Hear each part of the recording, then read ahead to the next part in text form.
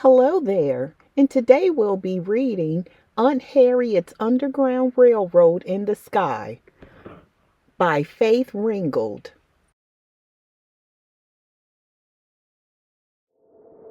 One day, my baby brother BB and I were flying among the stars, way up. So far up, the mountains looked like pieces of rock candy and the oceans like tiny cups of tea. We came across an old ramshackle train in the sky. A tiny woman in the conductor's uniform appeared on the steps of the train and announced the schedule. All aboard! All aboard! Maryland, Delaware, Pennsylvania, New Jersey, New York, Niagara Falls, Canada. All aboard! All aboard! Hundreds of bedraggled men, women, and children filled the sky and boarded the dusty old wooden train. No one spoke. It was like watching a silent movie. "Come on, Cassie," BB said, jumping up on the train. "Let's take a ride." "Get off that train, BB.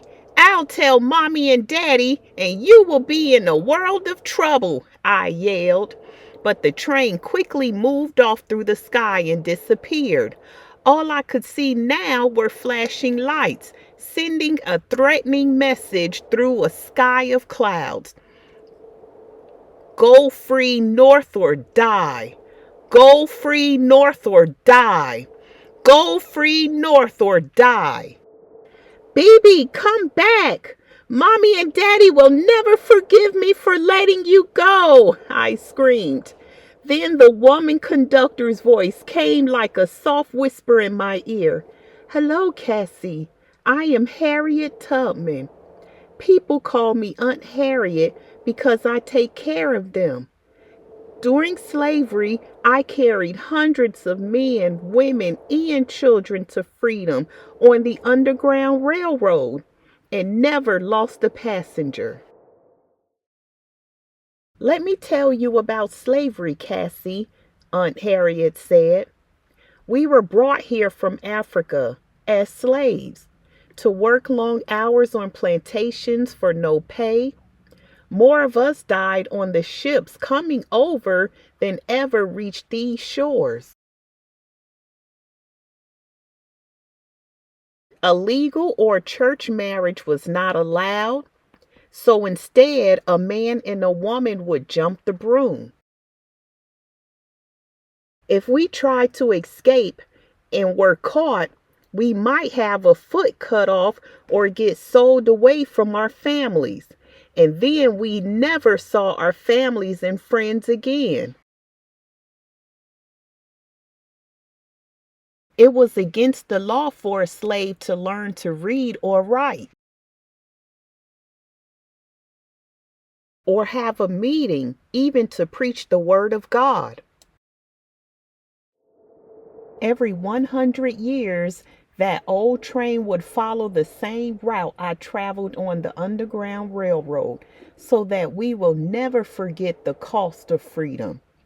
Sometimes the train is a farmer's wagon. Sometimes it is a hearse covered with flowers inside. A live slave hides in the coffin. You miss this train, Cassie, but you can follow, always one step behind. When we reach freedom in Canada, you will be reunited with BB.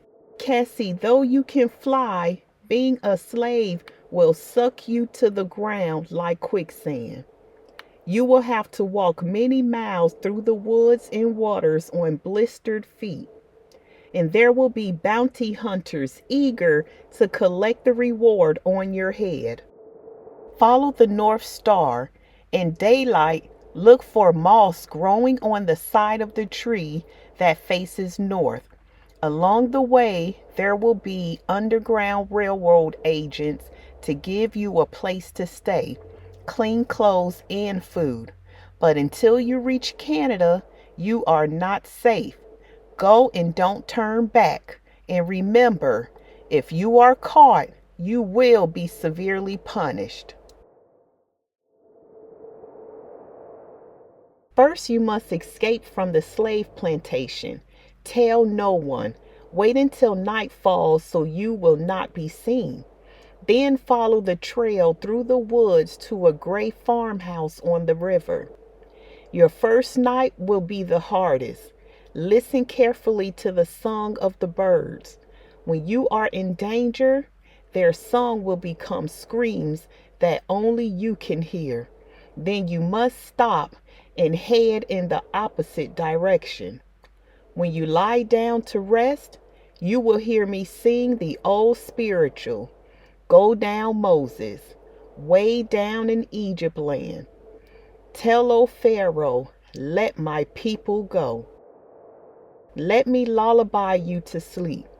When I stop singing and you hear the birds scream, wake up and move on. I reached the gray farmhouse on the river. I slept in the farmer's attic. It was dark and scary.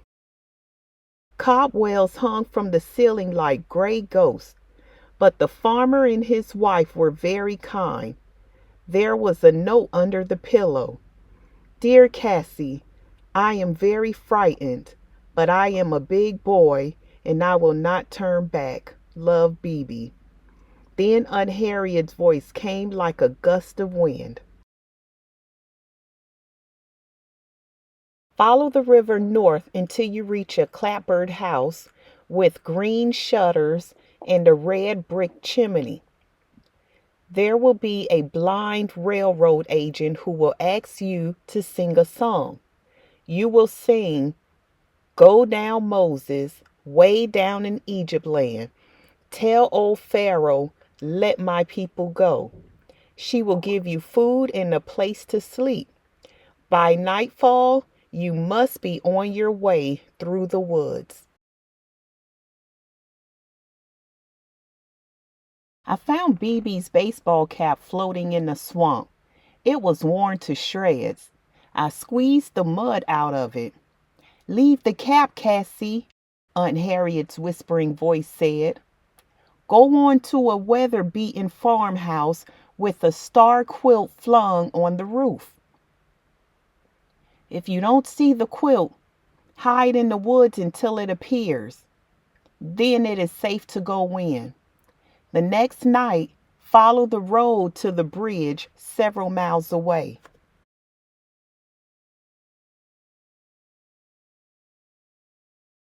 I traveled through the woods and swamps.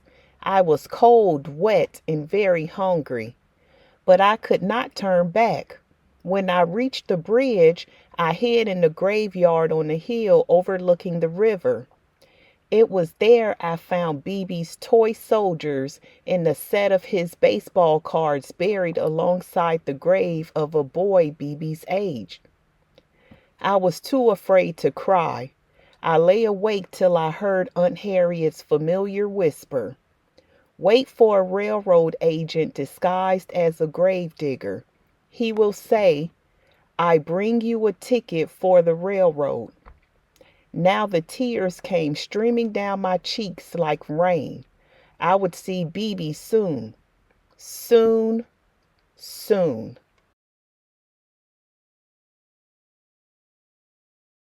In a tiny yellow house on the edge of the city, a little girl my age gave me a ticket for the steam car and sold a fake pass to freedom she had made on an undershirt. It read, Cassie Louise Lightfoot, freeborn in New York. Show that to anyone who tries to take you back to the slaves' plantation, she said. I reached the back door of a shoemaker's house and knocked 3 times. That time I slept in a secret room behind a bookcase. BB had been there and left another note. Dear Cassie, I have a new baby sister. She was born today. Her name is Freedom. Her mother got sick and went to heaven. She let me carry baby Freedom on my back. Love, BB. After a few days' rest, I started out again with new shoes the shoemaker made me. Move on, Cassie, Aunt Harriet's voice told me. You are very close to the border of the free state of Pennsylvania. Look for the letter P written on a rock facing north. But still be aware of bounty hunters. They can kidnap you at any time. Until you reach Canada, you are not safe. In New York, a bookbinder hid me in a secret compartment he had built into his wagon. In a downpour of rain, he delivered me to a funeral parlor. There was a funeral going on, so no one noticed me. The undertaker gave me a withered rose BB had left, pressed in the book with a note. Dear Cassie, we stayed at the house of a millionaire. He gave Aunt Harriet a bunch of money. We will never be hungry again. Love, BB. The undertaker gave me a fresh cut rose, hid me in the coffin in his hearse, and took me to Niagara Falls. Now I was just over the bridge from Canada. Niagara Falls looks like a giant tea party with a billion cups of steaming hot tea being poured to a resounding applause. The steam from the falls formed a soft blanket that lifted me up, up above the falls and across the bridge to Canada. I could fly. I was free. I could see Aunt Harriet and BB with baby Freedom still tied to his back, the passengers of the Underground Railroad and women all dressed in white flying in a huge circle around them. We're free! We have shook the lion's paw! Aunt Harriet yelled in a voice that shot through the air like a joyous bolt of lightning. Go down, Moses, BB said, and let my people go, the others sang out. I kissed BB over and over, and I made him promise he'd never, ever leave me again. I love you, Cassie, but I had to go, BB said. Freedom is more important than just staying together. And what's more, I got to ride on the Underground Railroad with Harriet Tubman. Now I know what our great-great-grandparents survived when they were children. That day, there was a big feast, and a quilt celebrating the 100th anniversary of Harriet Tubman's first flight to freedom hung in the sky. People came to eat, dance, and sing praise to Aunt Harriet for taking us from slavery to freedom and for being the Moses of her people. And that's the end of our story today. Thanks for visiting Story Times with Lena. Come back soon. Bye.